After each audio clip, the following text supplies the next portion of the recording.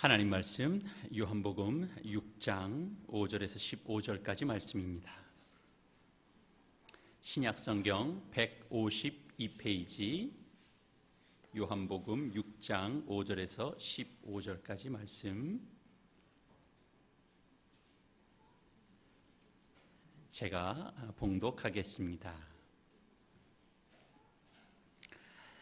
예수께서 눈을 들어 큰 무리가 자기에게로 오는 것을 보시고 빌립에게 이르시되 우리가 어디서 떡을 사서 이 사람들을 먹이겠느냐 하시니, 이렇게 말씀하심은 친히 어떻게 하실지를 아시고 빌립을 시험하고자 하심이라. 빌립이 대답하되 각 사람으로 조금씩 받게 할지라도 200데나리온의 떡이 부족하리이다. 제자 중 하나 곧 시몬 베드로의 형제 안드레가 예수께 여짜오되 여기 한 아이가 있어 보리떡 5개와 물고기 2마리를 가지고 있나이다. 그러나 그것이 이 많은 사람에게 얼마나 되겠사옵나이까. 예수께서 이르시되 이 사람들로 앉게 하라 하시니 그곳에 잔디가 많은지라 사람들이 앉으니 수가 5,000명쯤 되더라. 예수께서 떡을 가져 축사하신 후에 앉아있는 자들에게 나눠주시고 물고기도 그렇게 그들의 원대로 주시니라. 그들이 배부른 후에 예수께서 제자들에게 이르시되 남은 조각을 거두고 버리는 것이 없게 하라 하심으로 이에 거두니 보리떡 5개로 먹고 남은 조각이 12바구니에 찼더라. 그 사람들이 예수께서 행하신 이 표적을 보고 말하되 이는 참으로 세상에 오실 그 선지자라 하더라. 그러므로 예수께서 그들이 와서 자기를 억지로 붙들어 임금으로 삼으려는 줄 아시고 다시 혼자 산으로 떠나 가시니라. 아멘. 예수님은 따르는 많은 무리들이 먹을거리로 인하여 어려움이 생겼을 때 먹을 양식을 해결해 주셨습니다. 그러나 그 일의 시작은 빌립에게 묻는 것에서부터 시작됐습니다. 빌립이 어떤 해결할 만한 해결책을 가지고 있었기 때문에 빌립에게 물어본 것은 물론 아닙니다. 빌립은 그저 첫 질문에 대한 답을 하게 되는 그런 자에 불과했습니다. 또 다른 제자 안드레는 한 소년이 가지고 있었던 보리떡 5개와 물고기 2마리를 예수님께 보였습니다. 안드레는 과연 이것으로 예수님께서 어떤 일을 하실 수 있다라는 것을 그는 알고 있었을까요? 오늘 우리 성경을 통하여 다시 한번 그런 부분들을 우리 확인해 보려고 합니다. 우리 현실 속에서도 여러 부족함의 문제들이 있습니다. 가장 대표적으로는 물질의 부족이 있을 수 있을 것이고, 또 건강의 부족, 어떤 사람에게는 성실함의 부족, 노력의 부족, 인내의 부족, 지혜의 부족, 이런 것들을 우리가 아마 느끼고 경험하게 될 것입니다. 어떻게 하면 좋을까? 우리에게 답을 내리라고 하면, 이런 부분들에 있어서 어떤 답을 내리라고 하면 우리는 어떻게 하겠는가? 답을 내기보다는 우선 어떤 숙제를 받으면 우리는 현실적으로 현실상에서의 어려운 부분들을 먼저 떠올리게 되고 먼저 생각하게 될 것입니다. 우선 어려운 얘기부터 우리는 먼저 하게 될 겁니다. 그런 차원에서 오늘 우리 본문이 주고 있는 내용들을 우리는 좀 귀담아 들을 필요가 있을 겁니다. 오늘 본문은 우리에게 너무나 잘 알려진 내용입니다. 예수님께서 제자들과 함께 하나님 나라의 복음을 전하면서 많은 병자들을 이제 고치셨습니다. 그래서일까요? 많은 무리들이 이제 예수님을 쫓게 됐습니다. 육신적으로나 또 영적으로나 병들고 연약해져서 자신을 지탱할 수 없는 자들이 예수님 앞으로 나왔습니다. 찾아오는 이들을 예수님은 맞아주셨고 또 고쳐주셨습니다. 그런 일들이 일어나는 것을 보고 더 많은 사람들이 이제 예수님을 쫓게 됐습니다. 병약한 자들을 외면하지 않고 긍휼히 여기시는 예수님을 이제 보면서 내가 이제 이분을 내가 어디든 내가 쫓아가리라 하는 마음으로 이제 예수님을 쫓는 무리가 생긴 거죠. 물론 그 마음의 정도의 차이는 다 있었겠지만 어쨌든 예수님으로 인하여 일어나는 놀라운 일들이 이들의 관심과 이목을 끌기에 충분했을 겁니다. 끊임없이 찾아오고 그리고 예수님을 만나고는 그리고는 또 떠나는 사람들로 인해서 늘 예수님 주변에는 이제 사람들이 모이기 시작했습니다. 그러면서 이 움직이는 과정에 늘 따라다니는 사람들로 인하여 이제는 어느 시점에서는 먹을거리가 문제가 되는 그런 때에도 이제 겪게 되는 겁니다. 잠깐 쉴 틈을 이제 얻기 위해서 예수님께서 한적한 곳으로 옮겨가셨습니다. 예수님을 보고자 따르는 무리들, 그들 중에는 때로는 염치 없는 사람들도 물론 있었겠죠. 그러나 예수님 다 긍휼히 보셨습니다. 이제 날이 저물기 시작하니까 예수님께서 이제 빌립에게 물으셨어요. 우리가 어디서 떡을 사서 이 사람들을 먹게 하겠느냐? 산에 오르다가 만난 빈들이니까 거기서 무슨 먹을 만한 것을 구하는 것이 쉽지 않은 일이죠. 게다가 사람 수가 지금 장난이 아니거든요. 우리가 아는 것처럼 5,000명, 남자만 5,000명. 이제 누가복음의 기록을 찾아보면 성인 남자들만 5,000명이었다. 이제 그렇게 돼 있습니다.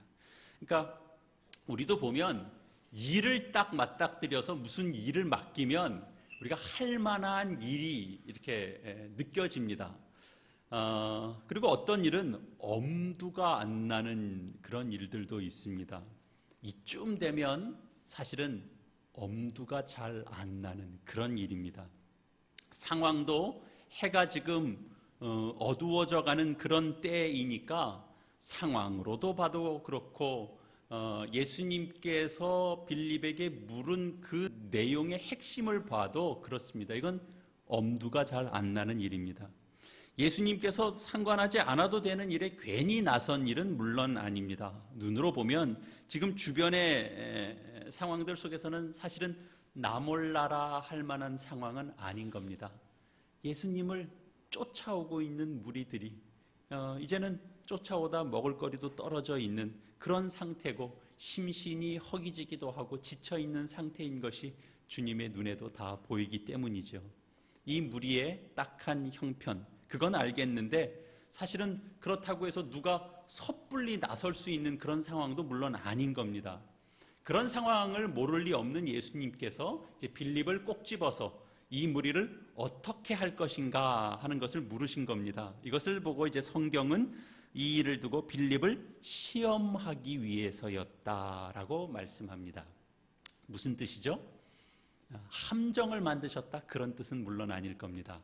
그동안 빌립이 예수님을 따라다니면서 여러 많은 표징들을 봤고 또 그 입에서 나오는 하나님의 나라의 복음에 대한 내용들을 이제 들은 자이기 때문에 그런 자로서 그의 반응을 보기 위함입니다. 빌립은 대단히 합리적으로 답변하죠. 7절 말씀 보면 빌립이 대답하되 각 사람으로 조금씩 받게 할지라도 200데나리온의 떡이 부족하리이다. 그러니까 이 사람들에게 우리가 조금씩이라도 먹게 하려면 200데나리온어치의 떡을 가지고도 충분하지 못하다. 이제 그런 이야기입니다. 빌립은 제일 먼저 돈을 생각합니다. 이건 뭐 틀린 답변은 물론 아니죠. 오히려 문제를 가장 잘 파악한 현실적인 답변일 겁니다. 재빨리 돈 계산을 했다고 해서 빌립이 부패한 사람이거나 대단히 세속적인 사람이거나 그런 건 물론 아닙니다. 사람이면 누구나 다 매일 돈이 있어야 되죠. 돈 없이 어떤 것을 이렇게 내 것으로 취할 수 있는 방법이 거의 없습니다. 사람이면 당연히 몸에 밴 것이 무엇이냐 하면 그냥 생활 방식 속에서 저절로 나오는 거죠. 돈이 있어야 뭘 하죠. 이 사람들을 먹이려면 그래도 자그만치 얼마큼은 있어야 되는데 우리에게는 그런 돈이 없지요. 이렇게 나오는 답, 이게 나쁜 답은 아닙니다. 그러나 예수님께서 하신 이 답변, 제자들과 함께 따르는 이 무리들이 가지고 있을 법한 이런 어떤 문제들이 빌립의 답변을 통하여 고스란히 드러난 셈입니다. 예수님의 의도에 맞는 답은 물론 아닙니다. 빌립이 그렇게 말한 것은 한마디로 말하면 불가능하다라는 얘기를 이제 예수님께 하고자 했던 거죠. 어떻게 보면 인간이 갖는 이 합리성이라고 하는 것이 꼭 이런 것과 같습니다. 불가능에 대한 확인, 이런 거죠. 합리성을 들어서 늘 우리는 가능한 것보다는 훨씬 더 불가능한 것에 훨씬 더 많이 이런 논리성을 가지고 들어갑니다. 불가능성을 넘어서는 어떤 것들을 우리가 철저하게 배제하고 현실에 불가능한 것을 확인하는 것, 그래서 그 현실의 불가능을 뛰어넘는 어떤 시도, 어떤 행동, 이런 것들은 다 어리석은 것으로 간주하는 것, 그것이 이 시대가 갖는 합리성이라고도 생각이 됩니다. 틀린 말은 아니지만 어떤 행동이나 어떤 생각 자체를 원천적으로 차단하게 되는 쪽으로 인간이 갖는 합리성은 훨씬 더 힘을 발휘합니다. 빌립의 대답을 듣던 안드레가 이제 예수님께 답을 하죠. 9절 상반절입니다. 8절부터 읽겠습니다. 제자 중 하나 곧 시몬 베드로의 형제 안드레가 예수께 여짜오되 여기 한 아이가 있어 보리떡 5개와 물고기 2마리를 가지고 있나이다. 우리는 뭐 보통 우리도 이제 그 질문하는 학습에 우리가 익숙하지 않기 때문에 그 어떤 질문의 첫 번째 답변자로 나서는 건 다 싫어합니다. 저요. 그리고 첫 번째 이렇게 답한다고 나서는 일이 잘 어렵죠. 그래서 사실은 어떻게 보면 빌립에게 먼저 물으신 예수님의 질문을 안드레가 옆에서 봤습니다. 들었습니다. 빌립이 하는 대답도 들었습니다. 이제 샘플을 보고 나온 답변, 그리고 질문자의 반응, 우리 이런 것들을 보면서 우리 막 생각을 합니다. 그 다음에 나는 어떤 반응을 보일 수 있을까? 이게 원하던 답은 아니었다면 이건 어떨까? 이런 생각들을 하게 되는 게 보통 사람들이죠. 그래서 답변을 들은 분의 어떤 반응이 시원치 않으면 그거보단 좀 더 진전된 내용을 뭔가 얘기를 하지 않으면 사실은 분위기가 싸해지는 겁니다. 그렇죠? 그래서 좀 더 핵심을 파고드는 어떤 답변이 이런 것 아닐까 하고 이렇게 얘기하게 되는 거죠. 그래서 대부분 이렇게 질문을 하고 글쎄 그러면 이제 좀 더 핵심을 파고드는 답변이 나올 수 있죠. 그렇다면 빌립의 답변에 의한 안드레의 이 반응은 그런 점에서 보면 좀 더 진전된 답변이라고 볼 수 있을까 하는 거죠.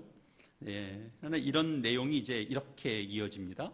여기 한 아이가 있어서 보리떡 5개와 물고기 2마리를 가지고 있나이다. 그러나 이것이 이 많은 사람에게 얼마나 되겠사옵나이까? 한마디로 말하면 이게 다 무슨 소용이 있겠습니까? 그런 이제 답이 됩니다. 안드레의 반응은 빌립이 했던 내용에 한 번 더 확인 도장을 찍는 그런 셈이 됐습니다. 빌립은 200데나리온 이야기를 했는데 지금 그들에게는 200데나리온이 없는 겁니다. 다시 말해서 돈이 필요한데 돈이 없다. 돈이 없으니 이들을 어떻게 떡을 사서 먹일 수 있겠는가 였습니다. 그러니까 빌립의 이야기는 한마디로 필요한 게 없어서 불가능합니다. 이렇게 얘기한 것이죠. 반면에 안드레는 있어도 불가능합니다. 그 이야기를 지금 하고 있는 겁니다. 보리떡 5개와 물고기 2마리가 있으니 이것을 가지고서라도 어떻게 한번 해볼 수 있지 않을까요? 라는 차원보다는 우리에게 없는 것도 사실이지만 있는 것 가지고도 우리는 지금 가진 것이 이것인데 이것 가지고 도대체 뭘 어떻게 할 수 있겠습니까? 그런 내용입니다. 그래서 어찌 보면 빌립의 반응보다 안드레의 반응이 이 함께 모여있는 쫓는 무리들을 먹이는 일에 더 불가능하다는 얘기를 사실은 안드레가 더 강조하고 있는 셈입니다. 우리는 흔히 이 예수님의 제자 빌립만 대단히 합리적인 인물로 이렇게 인물평을 기억하고 있는데요. 안드레 역시도 그랬습니다. 그래서 해석하기에 견해를 좀 달리할 수는 있겠습니다만 보리떡 5개와 물고기 2마리를 일종의 믿음의 표현으로 해석하는 그런 해석도 있습니다. 우리가 그런 해석을 또 들으면서 또 자라온 것도 또한 사실입니다. 가진 것이 보리떡 5개와 물고기 2마리인데 이것을 주님께 갖다 바치면 주님께서 큰 기적을 베푸셔서 이 많은 사람들을 먹일 수 있지 않을까 하는 마음으로 안드레가 주님께 갖다 내어놓은 것으로도 보여질 수 있습니다. 그러나 그가 이어서 하는 내용을 보면 이건 믿음의 표현이라기보다는 불신앙적인 표현이 아니겠는가 그런 생각이 더 듭니다. 그런데도 놀랍게도 주님께서는 그런 반응에 대하여 어떤 말씀을 하시지 않고 제자들에게 사람들을 앉게 하라 이렇게 말씀하십니다. 그리고 안드레가 이것 가지고도 불가능합니다. 우리는 이것밖에 없습니다. 이것 가지고 얼마나 무엇을 할 수 있겠습니까? 라고 이야기했던 이른바 불가능의 상징인 이 물고기 2마리와 보리떡 5개를 가지고 주님께서 쫓는 무리들을 배불리 먹이시는 그런 이제 기적의 역사를 일으키셨습니다. 남자의 수가 5,000명이라고 했으니까 따르는 아낙네도 있었을 것이고 함께 이렇게 손잡고 데리고 나선 자녀들도 있었을 겁니다. 그러니까 다 함께 모여 있는 자들을 이렇게 세면 실제로는 좀 10,000명 가까운 그런 사람들이 아마 앉아 있었을 겁니다. 근데 그들이 다 배불리 먹고 남은 음식을 모아보니까 12광주리에 찼다고 되어 있습니다. 모두가 굶주렸을 때 보리떡 5개와 물고기 2마리밖에 없었는데 다 배불리 먹었음에도 불구하고 남은 것이 처음 것보다 더 많은 그런 역사를 하나님께서 일으키셨죠. 예수님께서. 신앙은 우리의 합리성을 초월합니다. 이 말은 그래서 신앙은 비합리적이다 그런 이야기를 하려고 하는 것이 아닙니다. 바른 지식이 결여된 가운데서 일부 이제 광신도처럼 무조건 믿습니다 남발하는 믿음이 안 생겨서 힘들어하는 사람이 찾아오면 저는 믿음이 왜 안 생기죠? 지금부터 내가 해답을 줄 테니까 집에 가자마자 믿습니다를 오전에 100번, 점심때 100번, 저녁 때 100번을 하면 믿음이 생긴다. 이렇게 해서 계속 믿습니다. 이렇게 답을 하는 그런 이제 광신도 같은 그런 것이 신앙이다. 그런 얘기를 하려고 그러는 것이 아닙니다. 신앙이란 인간이 합리성이라고 이야기하고 있는 다양한 일들, 그래서 그것이 다 답인 양 얘기한 것에 일종의 틈을 내는 겁니다. 그게 다가 아니다. 거기 이렇게 균열을 내고 틈을 내서 우리는 거기 꽁꽁 갇혀서 우리는 이것 가지고 이걸 할 수 있지 이게 없는데 어떻게 이걸 만들어낼 수 있느냐라고 생각하고 답하는 어떤 모든 일들에 신앙의 것을 가지고 한번 들여다보는 겁니다. 그게 정말 맞는 말인가? 그게 정말 이 세상에 이게 가장 합리적인 생각이라고 내놓는 그런 것에 정당한 답이겠는가? 다시 들여다보고 틈을 내고 아닐 수 있지. 균열을 내고 거기에 믿음으로 들여다보고 믿음으로 틈을 내는 그런 거죠. 우리가 이 세상에서 권세를 떨치는 어떤 악의 세력에 대해서도 합리적인 근거로만 대하면 결국 우리는 그 권세자 앞에 우리는 무릎을 꿇게 될 겁니다. 그냥 세태에 순응하면서 살 수밖에 없습니다. 죄의 권세가 지배하는 이 세상에서 우리가 합리적인 생각만 따져본다면 하나님 나라는 거의 불가능해 보입니다. 물질만 우선시하고 물질만을 기준으로 삼는 이 세상에서 어떤 신앙의 합리성이라고 하는 것은 그건 그냥 세상에서는 그냥 그럴 수밖에 없는 거지 라는 식. 그냥 별 수 있나? 그냥 세상이 그런 걸. 그냥 신앙은 그저 이 얘기밖에는 할 수 없는 것. 그런 것처럼 되어버리는 그런 것일 겁니다. 그래서 신앙은 다른 말로 말하면 그냥 세상에서는 체념하고 사는 것. 그리고 한 가지 소망이 있다면 이제 죽어서 하나님이 준비하신 세상에 가면 거기서는 이제 빛을 발하는 것. 세상에서는 별 도리가 없는 것. 그런 정도로만 우리는 생각하게 될 겁니다. 그런데 주님께서는 놀랍게도 안드레가 합리성의 근거로 보면 불가능하다는 것을 이제 강력하게 호소하기 위해서 사용했던 보리떡 5개와 물고기 2마리를 가지고 그 불가능을 주님께서 넘어서십니다. 불가능으로 제시됐던 물건이 오히려 불가능을 뛰어넘는 그런 이제 물건으로 사용되는 셈이죠.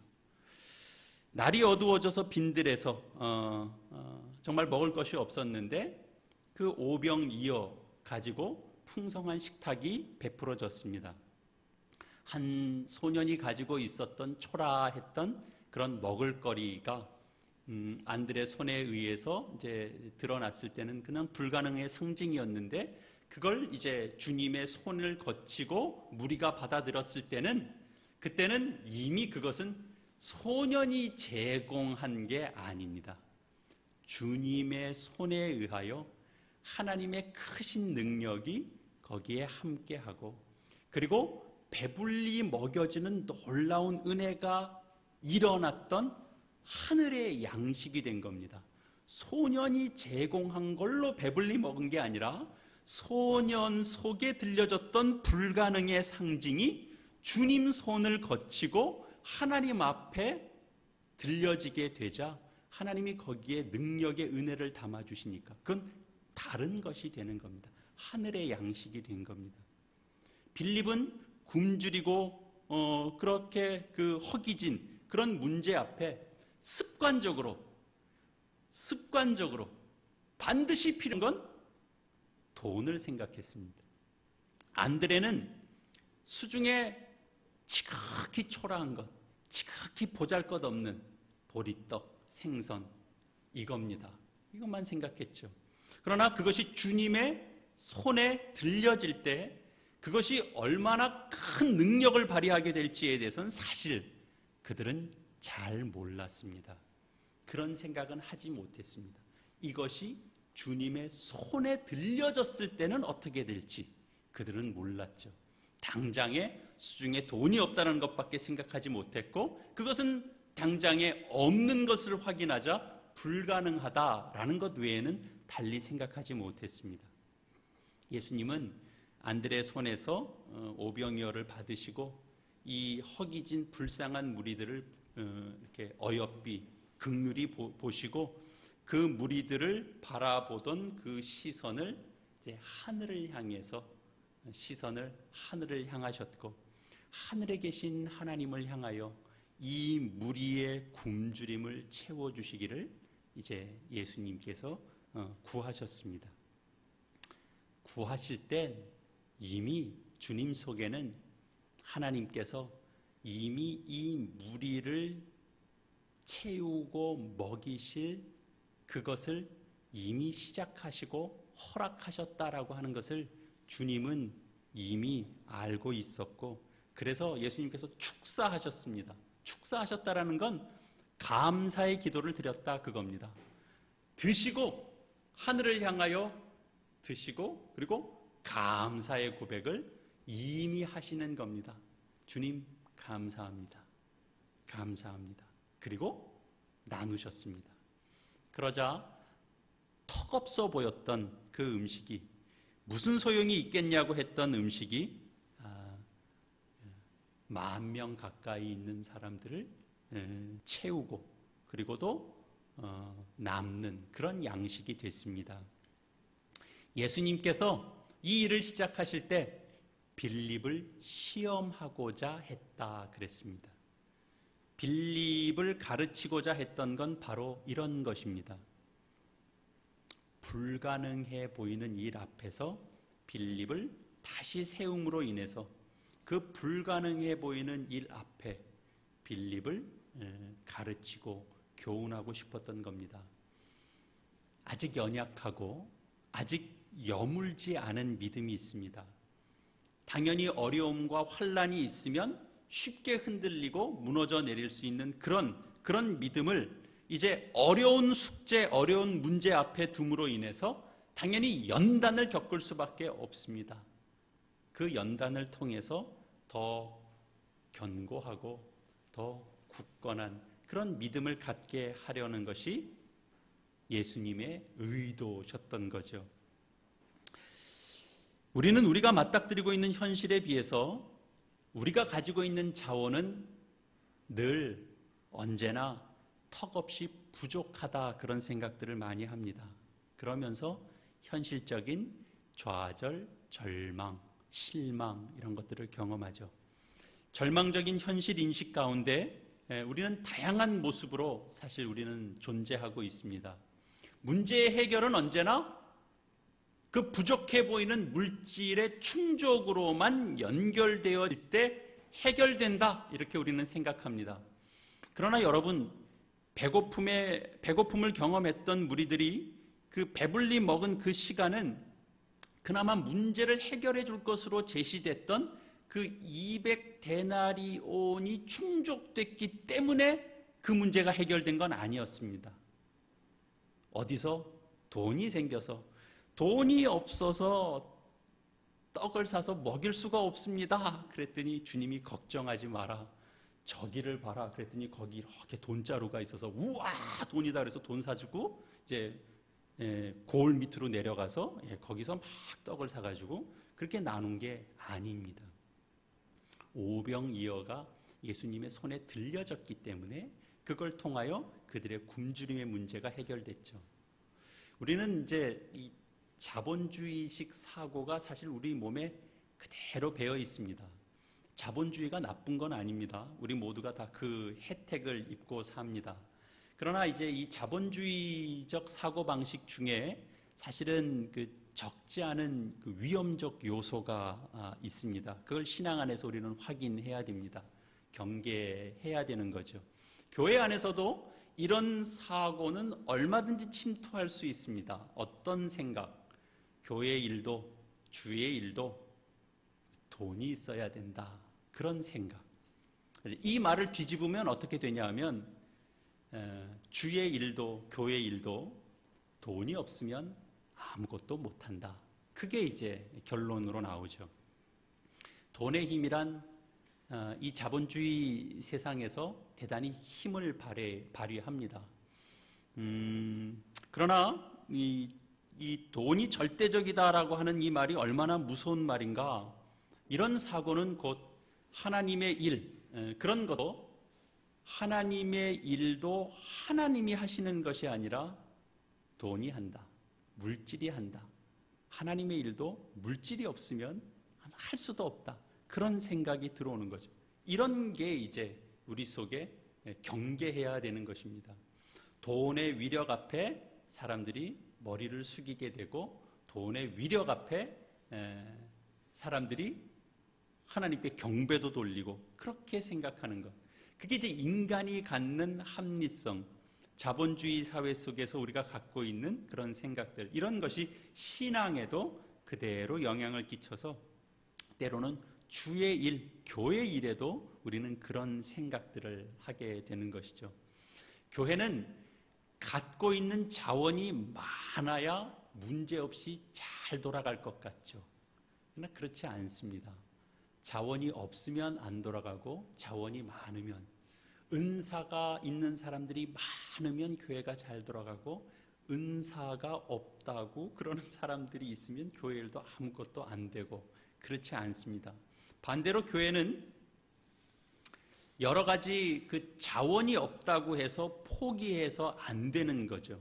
신앙은 이 두 가지, 그러니까 물질로 인한 교만도 우리는 늘 경계해야 되지만 물질로 인한 절망도 우리는 능력으로 이겨내야 됩니다. 교회가 그 신앙을 전하고 그걸 나눌 수 있어야 됩니다. 우리의 일상사, 여러분의 일상사는 어떤가 한번 생각해 보십시오. 어떤 일에는 우리는 이만하면 충분해 라고 느껴지는 일들도 아마 있을 겁니다. 우리가 이만하면 충분해 라고 생각할 땐 뭘 근거로 그런 생각들을 하는가 한번 생각해 보죠. 내 실력, 내 재력, 또는 내 위치, 내 경험, 이런 정도라면 이쯤이면 이만한 자원 가지고는 이만한 결과는 낼 수 있지, 이렇게 생각할 수 있을 겁니다. 우리가 어떤 자원을 가지고 있다라고 생각됐을 땐 당연히 감사한 일입니다. 그러나 그것이 주님의 손에 들려지지 않으면 그것은 무용지물입니다. 주님이 함께 하시는 은혜에 대한 그 간구, 그 믿음, 그 소원 없이 내 자원만 가지고 무엇을 할 수 있다라고 생각하는 것이 갖게 되는 교만은 전혀 다른 문제를 야기시킵니다. 우리가 물질이 있는 것도 우리가 그것이 어떤 의미로 쓰여지는지를 알아야 되는 것과 마찬가지입니다. 우리에게 물질이 있습니까? 지식이 있습니까? 건강이 있습니까? 은사가 있습니까? 그것은 절대로 그 스스로 일하지 않습니다. 스스로 능력을 갖고 있지 않습니다. 주님의 손에 들려져야 됩니다. 주님이 은혜를 담아주셔야 됩니다. 저 사람은 실력이 있는 것 같은데 왜 그럴까? 난 실력이 있는 것 같은데 왜? 하나님이 모든 일에 은혜를 담아주셔야 됩니다. 그렇지 않으면 우리는 아무것도 할 수가 없습니다. 하나님의 은혜의 간섭, 그것을 우리가 믿고 의지하며 나아갈 수 있어야 됩니다. 있는 것으로 내가 뭐든지 할 수 있는 것이 아니고 없어서 우리가 아무것도 못하는 것도 아닙니다. 우리는 우리의 인간이 갖는 합리성 속에 불가능으로 여겨지는 수많은 문제들 앞에 우리는 매일 섭니다. 끝도 없습니다. 그렇죠? 안 될 것 같아요. 이거는 안 될 것 같아요.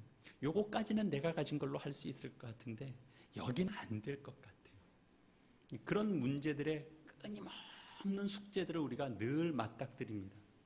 우리의 일상사가 늘 다 그렇죠. 만만한 게 하나도 없어 보입니다. 그래서 우리는 한치도 내다볼 수 없는 그런 어떤 인생을 삽니다. 신앙 안에 있어도. 주님께 내어드리고 맡기는 것으로만 사실은 우리는 어떤 면에서 세상이 불가능하다라고 얘기하는, 또는 내 스스로 불가능하다라고 여겨지는 그런 어떤 일들을 우리는 넘어설 수 있는 그런 이제 믿음의 사람들로 서갈 수 있습니다. 주님께 드려지고 내어 맡기고, 그리고 주님께서 거기에 축사하시고, 그리고 거기에 주님의 기적의 손길이 있어야 어떤 식으로든 우리에게 결과가 되어지는 것, 그것을 기억하는 삶의 태도가 우리에게는 필요합니다. 우리가 그 마음을 가지고 우리가 살아야 되는 거죠. 우리가 믿고 의지하는 하나님은 바로 오늘 본문에 있는 것 같이 사람들을 앉게 하라, 그렇게 말씀하시는 주님입니다. 그 주님이, 그 하나님이 바로 인간이 벽으로 세우는 그 모든 합리성을 뛰어넘게 하시는 그런 주님이신 거죠. 부족합니다 라는 것으로 너 불안에 떨지 마라. 이거 있어야 되는데 이게 없어서 안 되겠습니다, 그렇게 불평하지 마라. 이거 있어서도 안 되겠습니다, 그렇게 절망하지 마라. 이 정도면 충분할 것 같습니다, 그렇게 자만 떨지 마라, 부산 떨지 마라. 주님이 우리에게 오늘 이렇게 말씀하시는 셈입니다. 우리가 할 수 있다, 우리가 할 수 없다 하는 것은 다 인간이 갖는 합리성 속에서 우리가 그렇게 세상 합리성을 따라가고 있는 것은 아닌가? 우리는 되돌아봐야 될 것이고, 우리는 언제나 늘 불가능할 것 같은 그런 현실의 벽 앞에 늘 봉착하지만, 그런 문제들 앞에 있지만 그것으로 낙담하지 않고 주께서 그 문제들에 대하여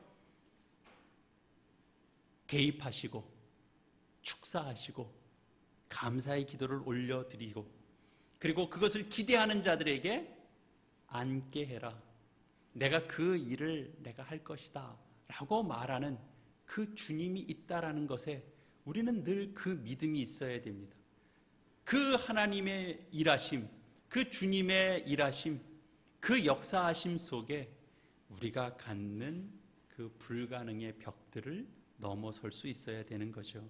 우리가 당한 문제, 어떤 형태로든 다 다양한 문제들이 있을 텐데, 하나님 앞에 내어 맡기는 것이 어떤 것인지 더 깊이 생각하는 우리의 한날 한날 되시기를 바랍니다. 우리가 가졌다라고 자랑하는 그 능력도 주님의 손길 속에 붙잡혀 있지 않으면 그것은 아무 결실을 내지 못합니다. 누구는 잘할 것 같은데 그 잘할 것 같은 것으로 뭐가 만들어지지 않습니다. 하나님의 은혜를 구해야 되고 하나님의 은혜가 있어야 됩니다. 그것으로 우리는 이겨낼 수 있습니다. 그것으로 이겨낸다는 것이 무엇인지 우리는 이 말씀 속에서 답을 얻어야 됩니다. 주님께 내어 맡기는 것으로 우리는 그 불가능하게 하는 생각, 그리고 자만하게 하는 생각, 그 모든 것들을 뛰어넘어야 됩니다. 어떤 상황, 어떤 형편 속에서도 우리는 감사할 수 있습니다. 부족함을 느낍니까? 주님께 맡기고 선한 인도하심을 우리는 구해야 됩니다. 여러분, 어떤 면에서 채워짐을 경험하셨습니까? 그것으로 인해서 만족하지 마시고 주님과 동행하시고 그 주님의 뜻하시는 것, 그 주신 말씀에 순종해서 하늘의 의를 쫓고, 그리고 이 시대의 믿음과 신앙과 거룩함이 무엇인지를 다시 한번 배워 우리의 삶 속에 적용해 가시는 저와 여러분의 복된 인생이 되시기를 이 말로 축원합니다.